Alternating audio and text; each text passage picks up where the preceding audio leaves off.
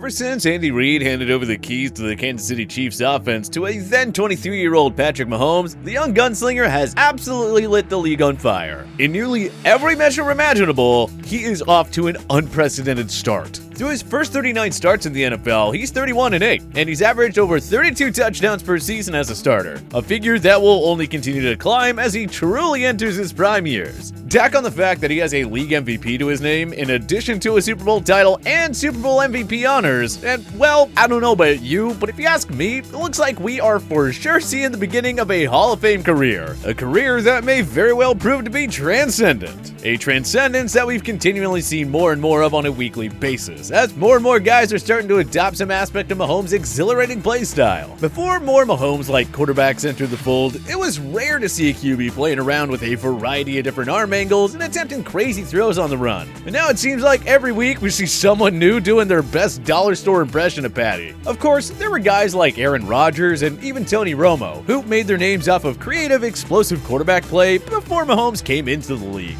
But nowadays, we even see the likes of Ben DiNucci trying to sling its arm. It's just that, well, not everyone has the talent to pull it off. But that's why there's only one Patrick Mahomes. However, there is one quarterback who, over the past couple of seasons, has proven that, against all odds, he might just be the #1 contender to Patrick Mahomes' reign as the top quarterback in the league right now. At least that's what the numbers say. While it may come as a shock to you, the quarterback in question is actually none other than Ryan Tannehill, the longtime Miami Dolphins quarterback who has since had a career renaissance down in Nashville with Derrick Henry and the rest of that young, exciting Tennessee Titans team. Now, I know what you're thinking.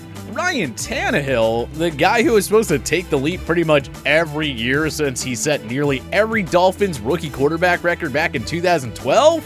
That is the quarterback who's supposedly going to usurp Patrick Mahomes? The guy who in 2019 qualified for the postseason for just the second time in 8 seasons? Look, I can see why you're skeptical, because yeah, at face value, it does sound pretty crazy. But if you take a closer look at their numbers since Tannehill got to Tennessee, the race is actually frighteningly close. Let's start with Tannehill's numbers since he became the full-time starter in Tennessee, taking over for the often injured and rarely successful Marcus Mariota. In his first 14 regular season starts after taking over for Mariota between 2019 and 2020, Tannehill led the Titans to an 11-3 record. And as much as his detractors might like to try and downplay his role in what many consider to be a run-heavy offense, his numbers have been phenomenal. During that stretch, Tannehill has thrown for 3,602 yards and 31 touchdowns to just 6 interceptions, which is enough to earn him a 116.7 passer rating.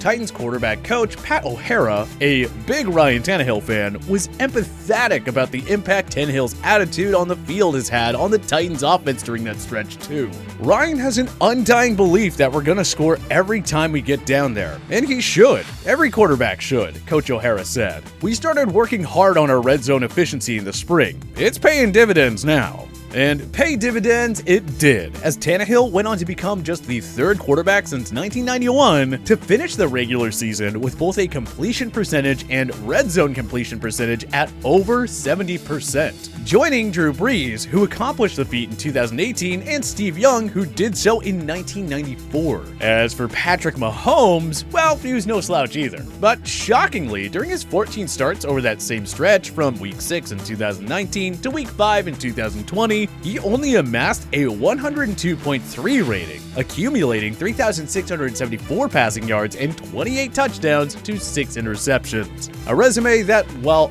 obviously impressive, pales in comparison to what Tannehill accomplished statistically. It is worth noting that in 2019, Mahomes was dealing with the lingering effects of an early season knee injury that did cost him some time. And he also had other opposing teams keyed in on him in a way that no other quarterback in recent history has, following his breakout 50-touchdown, 5,000-yard season in 2018. And Mahomes obviously took his play to another level in the playoffs once his knee started to heal up, leading the Chiefs to a Lombardi trophy behind 3 double-digit postseason comebacks. But nevertheless, the fact that Ryan Tannehill and Patrick Mahomes can even be mentioned in the same breath right now is something that was unfathomable just a year ago. I mean, when Tennessee traded for Tannehill, people looked at the deal as a complete afterthought, at least from a football perspective. A sentiment that apparently the Dolphins brass and the rest of the GMs around the league felt as well, as the Dolphins ended up swapping their former first-round pick for a couple of late draft picks because the market just wasn't there for a high-profile trade. Tannehill did, however, have a lot of supporters in and around the organization,